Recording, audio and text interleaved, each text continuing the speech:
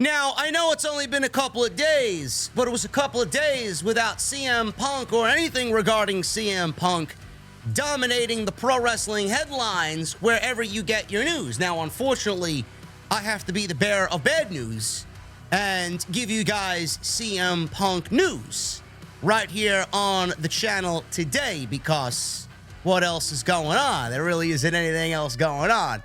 I got news on a controversial name no longer with AEW, and I got news on the Elite.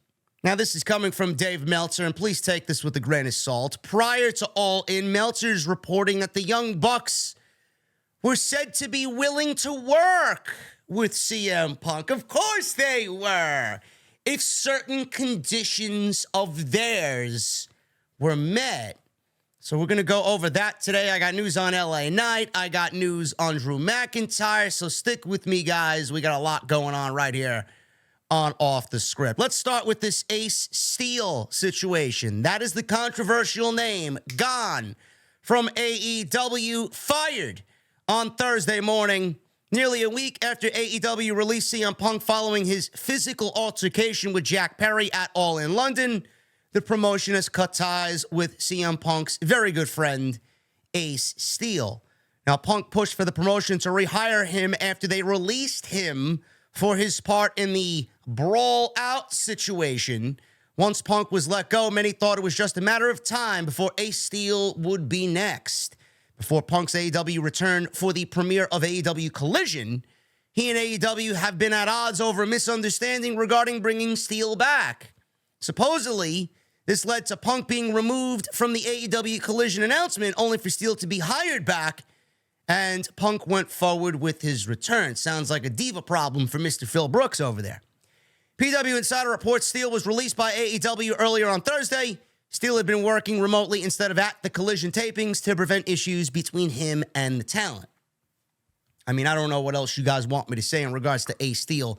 Ace Steel, out of all the people, was the most expendable. I don't know why anybody's making a big deal about Ace Steel losing his job at AEW. I mean, it was absolutely going to happen, an inevitability for Ace Steel to be fired by AEW. What need do they have for Ace Steel? He was only there because of CM Punk. CM Punk got him a job. CM Punk brought him back. He was working closely with Punk in regards to Punk's television, Punk's creative, Punk's direction, this and that. Punk only wanted to surround himself with people that he trusted, and Ace Steel was one of the people that CM Punk trusted. Goodbye. I don't know what else you guys want me to say about Ace Steel. I mean, his job is already, I'm sure, replaced by somebody else. No loss there for AEW. It was going to happen regardless. Now, the Young Bucks, this is coming from Dave Meltzer, and, you know, something like this could be looked at in a variety of different ways. On one hand, you're going to say, of course they want to now sit down with Phil Brooks. You're going to look at Dave Meltzer, and you're going to think, well, maybe he's just making the Young Bucks look like the better party in all this, making the Young Bucks look like the good guys because Punk hasn't said anything. You could look at this in a multitude of ways, but I look at it from the fan perspective, and I look at it in a way that if I'm the Young Bucks and I want to talk to somebody or I don't want to talk to somebody, you're going to lean on this condition that the Young Bucks have basically said that they wanted CM Punk to go out there and do. And it's, honestly, you're looking at it, it's not that far-fetched to think that it could have worked out. In the end, CM Punk and his behavior problems and his ego and his attitude ultimately cost him his job. Now, Dave Meltzer has a write-up on The Observer, and this is in the newsletter, on CM Punk and the issues that led to his firing from the company. Among the things written in the newsletter was about the Young Bucks and their willingness to work with Punk, but only if Punk had no issues within the company for 6 months. So basically, he needed to make his return to TV and be on his absolute best behavior for the Young Bucks to maybe say, hey, you know what? This guy is doing the right thing. He's for the company. He's doing what he needs to do. There's been no issues with no locker room brawls and no attitude problems backstage and nothing at all. You know what? Let's see if we can have a talk with him and maybe work this thing out and make some money and do business. One of the narratives that has been pushed online by some was that Matt and Nick Jackson did not want to have a sit down with Punk to work things out. It turns out that they were willing, even after their backstage fight last year at All Outs. Meltzer wrote, and I quote, "One person very close to the situation, that could be anybody, so please take this with a grain of salt. One person very close to the situation said that the Bucks had said if 6 months went by without any issues, they would have been willing to sit down and work with CM Punk." Now, you're going to look at that and say, well, of course Dave is saying that because it paints the Young Bucks in a good light. You know, Punk had all these problems, and now that Punk is not there, now we're hearing reports that the Young Bucks would have absolutely talked and sat down with CM Punk if ... if conditions were met. Now this comes out. Now, there was a report that somebody tried to facilitate a meeting in Atlanta before All In. There was a double taping during Wednesday, during that week of All In. They taped Dynamite and Collision. Somebody within the company, I don't know who. I don't know if it was Tony Khan. I don't know if it was a friend of both of the parties who tried to intersect, who wanted things to be worked out. Nobody knows. But there was supposed to be a meeting that was planned for London, but that did not happen, and the report said that the Elite canceled the meeting at the last minute. Again, I take this with a grain of salt. So Meltzer says that they would be willing to sit down and work with him. Meltzer also noted that the problems happening seemingly every other week, from Punk's issues with Jack Perry, to what happened with Ryan Nemeth, to what happened with Christopher Daniels, the Adam Page promo after that one episode of Collision where he basically buried Adam Page. The clock kept getting set back to zero in regards to working with CM Punk. Now, in related news, Meltzer also talked about the Young Bucks and a legal letter that was sent by the company that said that they violated an agreement made months ago to not talk negatively about CM Punk. Evidently, this was in relation to a BTE skit. Now, Meltzer says evidently it was from a Being the Elite skit that was a storyline that they had started years earlier about Matt Jackson screwing up an endorsement deal and was brought back where he had secured some sort of another deal that was going to make them all rich, only to have that screwed up. And even with their new contract, they were left broke and couldn't retire if they wanted to, and they were all furious that they could never leave wrestling. In the skit, they wanted Matt to apologize for screwing up. Punk's name was never mentioned, end quote. I don't watch Being the Elite on a weekly basis. I'll tune in every now and then when I got nothing to do and I'm sitting right here having my lunch and there's nothing in my subscription boxes. Yeah, let me turn on the new BTE. I mean, whatever the case may be, this is all juvenile. It really is all fucking childish behavior. Legal letters. Oh, he made fun of me. Oh, look, they indirectly made fun of me. Yeah, give me a fucking break. I mean, we're really dealing with children here. Who gives a shit? In the latest edition of the Wrestling Observer newsletter, Dave Meltzer also reported that the locker room morale has improved. Of course it has. In AEW, many others, he says, talked about the backstage atmosphere as if a dark cloud had been lifted over their heads, and how much fun it was on the weekend shows now that Phil Brooks is not there. Let me go back to what this is, man. This whole, meeting, and the meeting would have happened if the conditions were met. Listen, whatever side you want to take, there are people out there that are happy Phil Brooks is fired.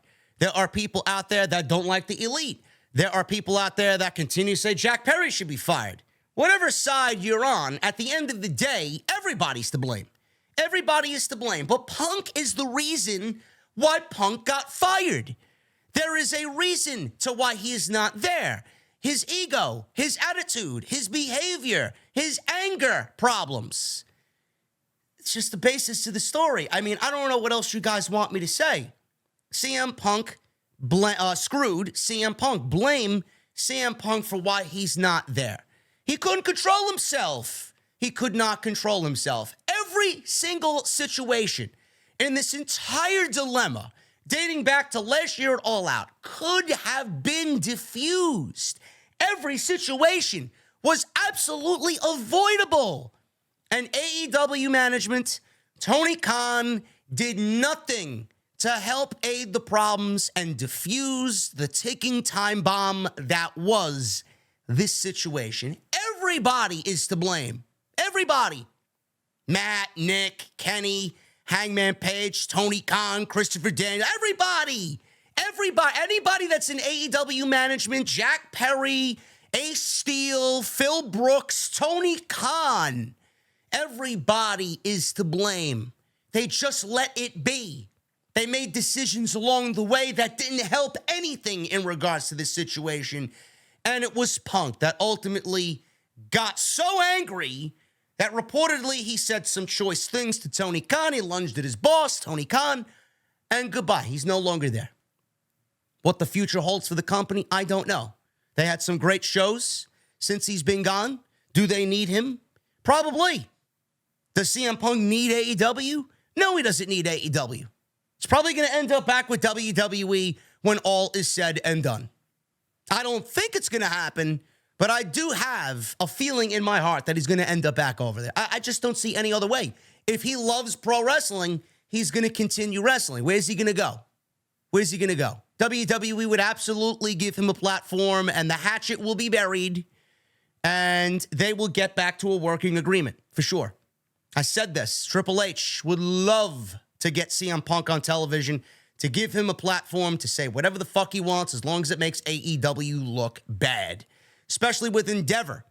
Endeavor, CM Punk, doesn't he work with Endeavor or has worked with Endeavor in the past? If Ari Emanuel wants CM Punk, Ari Emanuel will get CM Punk. It's going to be a very, very interesting fall and winter seasons. I'll tell you this right now. Everything is going to get hotter and hotter when CM Punk's name is in the headline. We're going to start talking about a potential return, a Royal Rumble return, WrestleMania matches. You know what's going to happen. But at the end of the day, everyone is to blame. I've talked about this extensively. I really have. Every which way, I've talked about this extensively. I think the coverage that we had with my group of people have been some of the best coverage on the CM Punk situation in the entire community. I genuinely do believe, after thinking this over a lot, I do think that Phil Brooks did not want to be there, and he tried to find his way out the best that he could while also trying to get paid in the same way. This is what I believe. I do believe Punk did not want to be there anymore. I do believe Punk tried to get himself fired, intentionally tried to get himself fired. I mean, at the end of the day, I'm a disappointed fan. You're a disappointed fan. You might not be disappointed, but in the end, a lot of money was left on the table. A lot of money was left with all the potential matches that we are not going to get. We as a fan base were fooled by Phil Brooks. We got one Phil Brooks 2 years ago. We heard the words. We listened to the promo. We heard the passion. He's here for the greater good of the company. In the end, it didn't feel like Phil Brooks was here for the greater good of the company. He was here basically for Phil Brooks. So it's a sad situation, man. Dark Side of the Ring, Phil Brooks edition, AEW edition, coming soon to a Vice TV network near you. Maybe. Moving on. WWE news. LA Knight. Yeah. This guy's getting paid millions. Yeah. This guy's got a new contract coming. And Fightful Selectors learned around the time of SummerSlam that WWE made recent overtures towards LA Knight to re-sign with the company in an attempt to extend his WWE contract for several years. However, at that time, Fightful was told that LA Knight's deal is nowhere near done, and it would be well ahead of a possible expiration, which would have been late 2024, early 2025. In most cases lately, WWE has waited until deals are much closer to offer a new contract. PW Insider reported on Thursday that they were finalizing a new deal for LA Knight. Fightful was told that some of the initial offers were indeed countered, and there were reports that the company was waiting for the deal to go through before doing anything regarding LA Knight and his push, but there was a year left on his current deal. So this plays into the narrative of WWE not wanting to push LA Knight too hard because they wanted to see if he was going to be with them for the long haul. Long haul meaning 5 years. WWE is probably going to lock LA Knight into a 5-year contract at a renewal. He's going to be making more money. He's going to find his home here. He'll probably end up retiring here. And that's a great thing for LA Knight. He is reaching the pinnacle of his popularity. Now, on the other hand, you know, I wouldn't be where I am today if I wasn't brutally honest with you. I've been watching WWE for a very, very long time. These things run through my head every single week. Every single time when I see a talent like LA Knight who's gotten himself over against what the company's plans originally were. Sometimes you see someone like LA Knight and they get punished for getting so over, but he's done great in the feud with The Miz. He's done great on television in anything that they've given him. He's great with the mic. #1 merch seller for the entire month of August for WWE. And he's got several shirts in the top 10, including the #1 spot. So, I mean, a lot of things are working for him. There's no way WWE could look against him. But I would not be who I am today if I wasn't honest with you. And when I read a story like this, it's almost like, yeah, they want to push him and they have to push him, but it only goes so far. Are they pushing him and are they featuring him on television? And are we getting hopeful for a mega push for LA Knight because they simply wanted to retain his services and did not want him to go anywhere else to finish up this mega run that he's on right now at the height of his popularity? You know, this shit runs through my mind. Is WWE giving him a lot of money and a 5-year contract because they want to push him? Or is WWE giving him a 5-year contract because they want to keep him and then in the end do nothing with him? Because now at that point they got him. Where's he going to go? You know? This is the shit that I think about. I hope I'm wrong. You know, it's just one of those minor conspiracy things. But WWE's done that before in the past. So this is the reason why I say it. So we will see what happens with LA Knight. But apparently his services will be retained for 5 years. And he's going to be making a lot more money. Hopefully WWE does something with LA Knight now that he is with the company for the long haul. And finally, guys, we'll end with this. Drew McIntyre on contract negotiations. He says, I don't plan to be anywhere else. McIntyre has once again talked about his current contract status, as there are rumors that after this current deal, he is finished with the company. He took a hiatus from WWE after WrestleMania 39, which was at a time when he was reportedly frustrated with creative and the talks of a new deal fell through. He returned at Money in the Bank, challenged Gunther for the IC title, and lost to Gunther. He spoke with a publication over in India ahead of WWE Superstar Spectacle, and McIntyre was asked about his current WWE status. He says, and I quote, I keep reading the internet myself. I just saw something earlier. The internet keeps talking about my future, I guess, but my focus is on the here and the now. Like, I don't look to the future. I don't look into the past. I look to the present.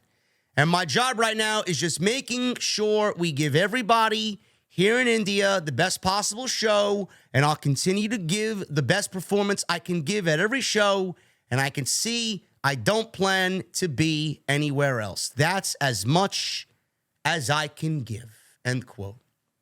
Here, there were reports that McIntyre was on his way out. McIntyre's going to show up in AEW. McIntyre's going to show up in London for All In. Then we get Triple H after some of the post-show press conferences for Money in the Bank and SummerSlam. Oh, yeah, McIntyre and I read those reports, man. We were laughing. We had a nice jolly laugh at these reports, man. How ridiculous. Of course WWE is going to downplay it. Of course McIntyre is going to downplay it. WWE sent McIntyre over to India for public relations, for PR, during a huge show in a market that they very much want to capture.